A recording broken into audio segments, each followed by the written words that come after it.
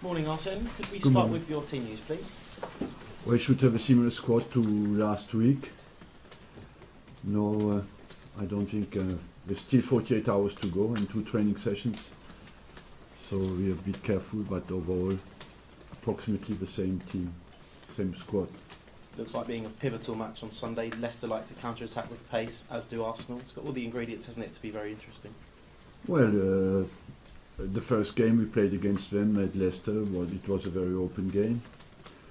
It's true that their strength is to go very quick in transition from defense to offense, and that we have to nullify their pace and their counter-attacking potential. And on our side, we want, of course, to dominate the game and have the ball and be dangerous. How do you think Leicester have changed from that game back at King Power Stadium? They are certainly more convinced of their quality. They strengthened their belief. When you played against them, they were top of the table already. So that has not changed, but certainly their belief has been strengthened. Arsene, hello. When you played Leicester here at the Emirates a year ago, it was exactly a year ago in terms of it was the 26th game of the season, they were bottom. Do you have to sometimes pinch yourself and think, my goodness, what a journey they've taken? And I mean, how do you analyse how well they've done? Well, but I remember as well the conversation I had with our manager after the game. I told him, you cannot go down with the quality you have, you know, and they finished the season very strong. I had never had the feeling during that game that it was the bottom of the league team, and they had already the strength, and that came out this season because I think they added 2 or 3 players who have given them certainly more quality, and they started well, so their confidence level was much higher than last season. Talking of confidence levels, is your team now back to the level you'd hope it would be after that win against Bournemouth? Has that got everybody going again? Yeah, we didn't win for a while, so of course it was a bit of belief. The pressure on the team is a bit stronger, and it was very important for us to win on Sunday at Bournemouth, what we did, and I think we are back to normal level. How pivotal is this game, and how pivotal is this weekend in terms of the title race? How much I don't know, but you don't need to be a super mathematician to analyze that it is a very important game. Maybe not a decisive one for the Premiership, but it's not far away from that. If you don't win it, do you think Leicester will? It's not sure, you know. I believe that still a long way to go. It's a bit too early, but Leicester is today in a very strong position, and they have certainly silenced all the doubters since the start of the season. Everybody thought that Christmas will not be there anymore. We are now nearly Easter, and they are still there.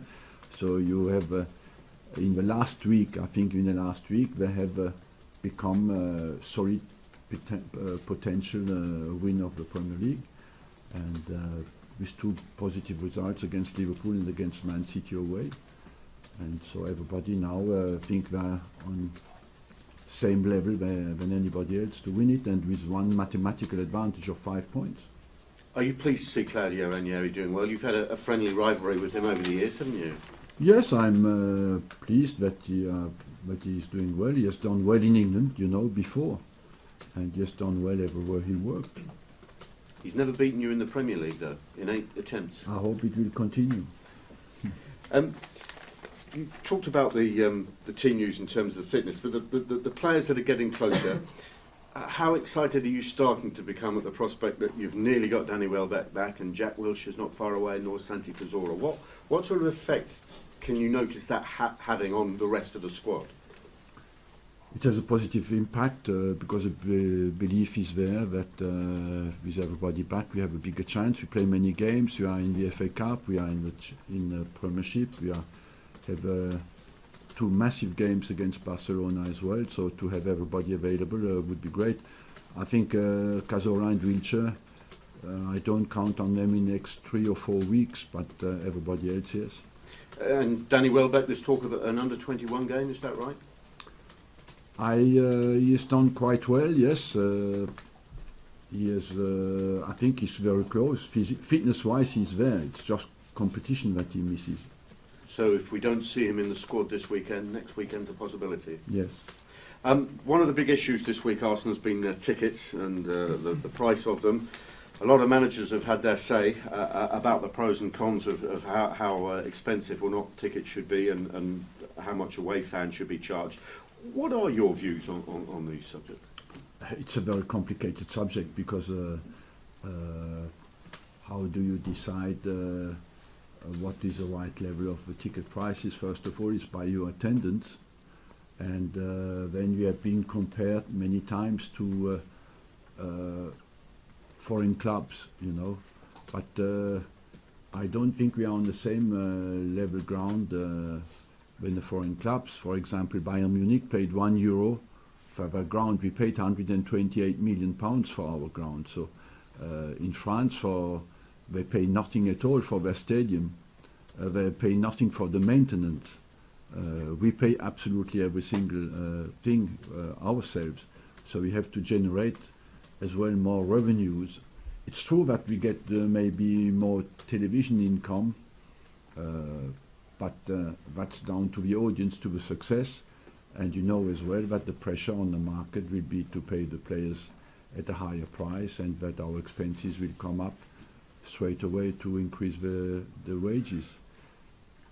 After that, you want the ticket prices to be as comfortable as possible for our fans, raise the right level. I looked a little bit at the comparisons.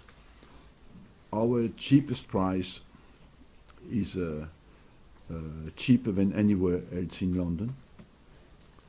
Our most expensive price is a fraction higher than the other clubs in London, but our most common ticket price is lower than in many places in England. So I don't think that we have a massive problem on that front.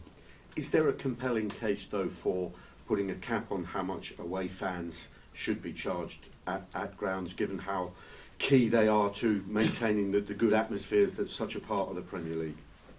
Yes, you have to find a compromise where everybody's happy and where the away fans need to be there, you know, and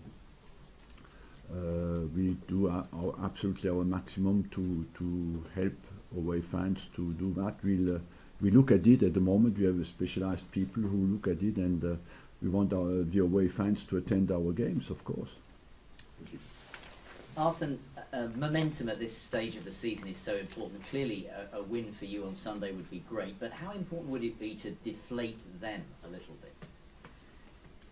We have more to look at ourselves. You know, what is important for us is, as you said, to find the momentum back, and that means that you win a few games, and after, let's not count too much on the weakness of Leicester, because they've not shown too many, and we have beaten them 5-2 at Leicester, but the week after we went away from home and won the game. So let's not speculate on any weakness of Leicester. We want to find consistency in our results until the end of the season, because we have a big game after big game now. A lot of people have been saying they have only 13 games left in their season. They're out of all the other competitions, and that's going to be a big advantage. But could it be a disadvantage if one or two things don't go quite right in the next couple of weeks? They've got more time to think in between games. Yes, time to think can be a disadvantage if you don't use your thinking in a positive way, and the pressure is on. And it's true that sometimes the less time you have to wait for the next game, the better it is. Who poses the bigger threat, Vardy or Mahrez? I would say goal scoring Vardy, providing Mahrez, because Mahrez can create chances in very tight areas, and so I would say that's why they work well together. What is amazing for Mahrez is not only a provider, is the number of goals he scored this season. And in terms of the country as a whole, who may not be all Arsenal fans, are you aware that there's a general feeling of the Leicester fairy tale? It's very romantic that they Of should go course, on it a is very romantic, and I understand the whole country. I said that last week in a press conference. That's human, and I think it's as well good for football to show that. And it goes against as well a little bit the demand of usual practice in our game. It's spent by big stars, and it's important as well to know that with quality work and quality scouting and quality management, you can have great results. Arsene, it'll be the first time that Leicester walk out in a Premier League game as perceived by the world, it appears, as favourites. Is that an opportunity to unnerve them early? I don't know. I believe still they're in a position where they think what they have, where they have nothing to lose. But once you're top of a league, you can have as well think now you can lose what you have, and that's where the nerves come in a little bit. It's possible. I don't know how they will respond to that. It's a early kick-off as well. It's quite hard for these games to get going sometimes. Shouldn't be a problem tomorrow. That's a little bit the uncertainty of it's not an early kick-off, it's a very early kick-off, and sometimes it's true that these games take a while to start. It's interesting listening to the managers and the players at different clubs say why the pressure is on the opposing teams. Is mindset crucial, and how you shape your team's mindset at this Yes, time? of course, but I don't deny pressure. I think the biggest pressure in our job is to play games without pressure, and that means there's nothing at stake. And so that's the kind of game we want, the kind of game we relish. You can, when you play the Arsenal Football Club, that's what you want. Why is the pressure not on Arsenal? The pressure is on us as well, of course. I don't deny that, but I take that in a very positive way, and as an opportunity to show how strong we are. Football fans as consumers, this seems to be the thing that has rallied this now escalating fan protest. What's your view on that? The fans protest? Yes, but the view that fans should be seen as consumers. Look, fans, I see fans as supporters, and somewhere I think it's like a little bit, they feel like you are at home, you use electricity and you have no choice, you know. They go to the club, they have no choice. It's a little bit their fate. So they think they want a fair price, and I agree completely with you, because football started in the street with people building the club and coming from local places like Islington. You want people who live around the stadium be capable to go to the game and watch the games, and because they are fans, basically because they were born there. How disappointed will you be if fans do walk out or come in 5 minutes into the game, or how much? I think you want everybody to, when the game starts. For me, the game is a joy, and everybody has to be part of it. And you can protest before and after, but during the game, you want everybody to be there. Why is that so important? Why are the fans so important? Because it's a moment of happiness in your life. Life is not every day fantastic, and sometimes it's boring. Sometimes it's, for many people, difficult. And football is a moment of happiness in your life, so don't miss it. On the protest, Arsene, the fact that Liverpool fans did it last weekend, and they were 2-0 up and they walked out, and then the game finished 2-2. Have you got any concerns that this thing on Sunday might affect the team at the start of the game? I don't think so, but I wouldn't like to use that as an excuse, you know. I think the players, once they're on the pitch, they focus on their job, and they don't really see.